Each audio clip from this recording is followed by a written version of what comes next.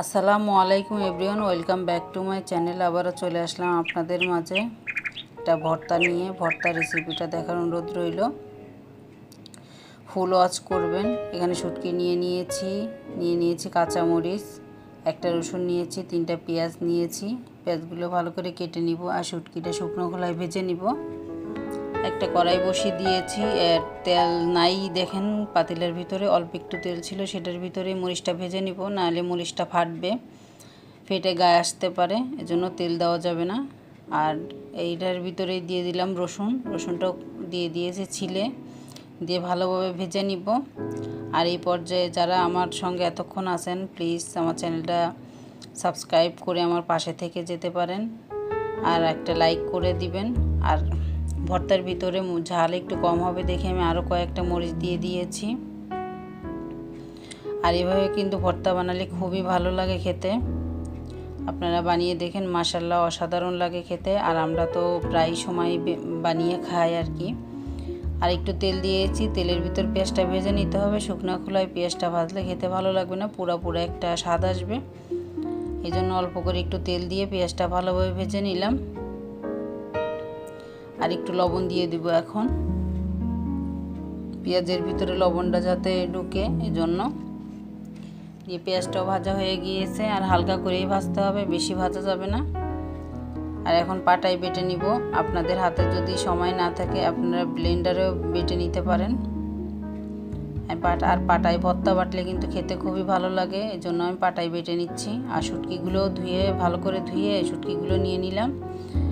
আর কাঁচামরিচ নিয়ে নিচ্ছি আর কি, যেগুলো ভেজে রেখেছিলাম, এগুলো নিয়ে ভালোভাবে বেটে নিব। আর পাটায় বাটার স্বাদ তো সবাই জানেন, যে পাটায় বাটলে খুবই ভালো লাগে খেতে।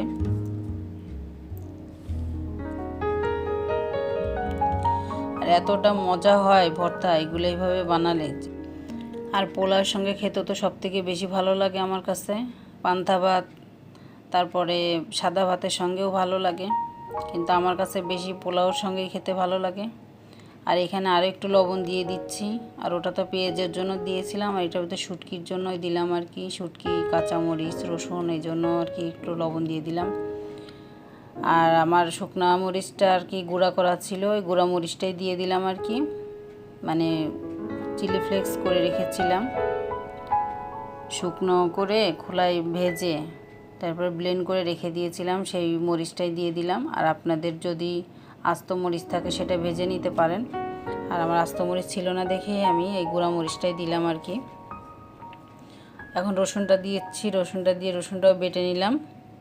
এখন পেঁয়াজগুলো দিয়ে দিচ্ছি, পেঁয়াজগুলো ভালোভাবে বেটে নিব।